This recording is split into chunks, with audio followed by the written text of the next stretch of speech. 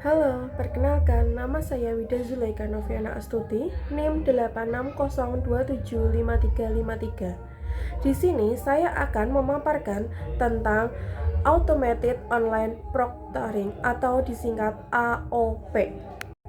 Apa sih yang dimaksud dengan Automated Online Proctoring? Automatic Online Proctoring atau AOP merupakan sistem pengawasan ujian daring yang memanfaatkan kamera, kecerdasan buatan, dan analisis perilaku untuk memantau aktivitas peserta ujian secara otomatis selama ujian berlangsung. Bagaimana sistem Automated Online Proctoring bekerja? Cara kerja Automated Online Proctoring atau AOP ada beberapa tahap. Yang pertama, tahap pra-ujian atau verifikasi identitas. Tahap pra-ujian dibagi menjadi beberapa tahap lagi. Yang pertama, sistem akan meminta menghidupkan kamera dan mengarahkan kamera ke wajah peserta ujian.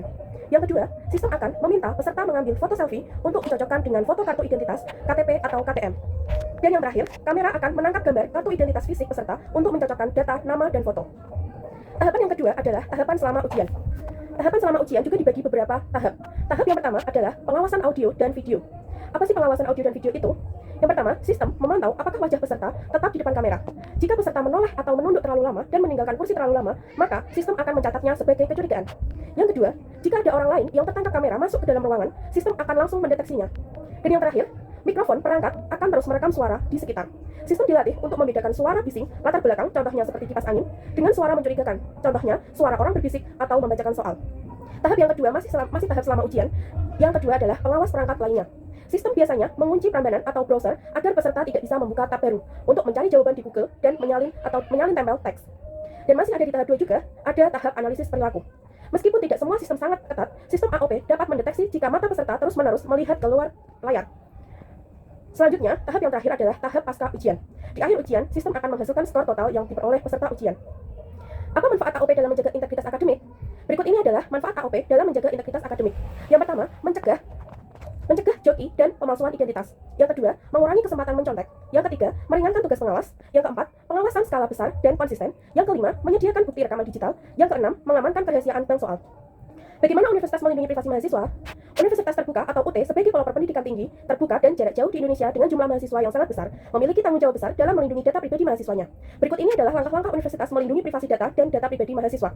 Yang pertama, kepatuhan terhadap regulasi nasional atau UU PDP, yaitu UT sebagai instansi pemerintah dan perguruan tinggi yang patuh pada Undang-Undang Nomor 27 Tahun 2022 tentang Perlindungan Data Pribadi atau UU PDP. Langkah kedua, enkripsi dan keamanan jaringan pada platform digital, yaitu UT menggunakan arsitektur jaringan yang dirancang untuk melindungi transmisi data dari akses ilegal. Selanjutnya, hak akses ke basis data mahasiswa dibatasi secara ketat.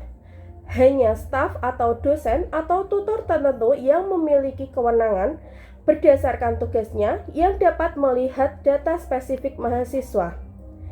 Langkah selanjutnya adalah perlindungan privasi dalam ujian online, yaitu saat UT menerapkan online proctoring atau pengawasan ujian online atau ujian skema THO Take Home Exam atau UO ujian online berbasis web atau kamera, ada protokol privasi khusus yang dijalankan.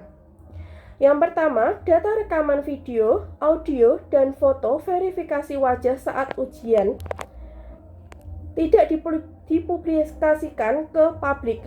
Yang kedua, penghapusan data berkala. Data rekaman tersebut akan dihapus secara berkala dari sistem untuk menghemat ruang dan menjaga privasi. Langkah yang keempat adalah keamanan akun mahasiswa.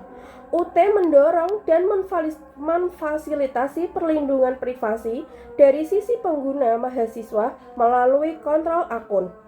Langkah yang kelima adalah, atau langkah yang terakhir, kerjasama dengan pihak ketiga yang terkait kontrak. Dalam beberapa layanan seperti penyediaan server code, sistem ujian, atau integrasi pembayaran bank, UT bekerja sama dengan pihak ketiga. Kesimpulan yang dapat saya ambil dari Automatic Online Proctoring adalah secara keseluruhan, penerapan AOP dalam sistem pendidikan digital seperti di universitas terbuka merupakan langkah strategis untuk menjaga integritas dan keadilan akademik secara masif dan objektif. Melalui kombinasi verifikasi biometrik, pemantauan sistem real-time, dan penguncian Prambanan, sistem ini mampu mempersempit ruang gerak kecurangan secara efektif. Dengan demikian, ketatnya pengawasan digital ini tetap diimbangi dengan kepatuhan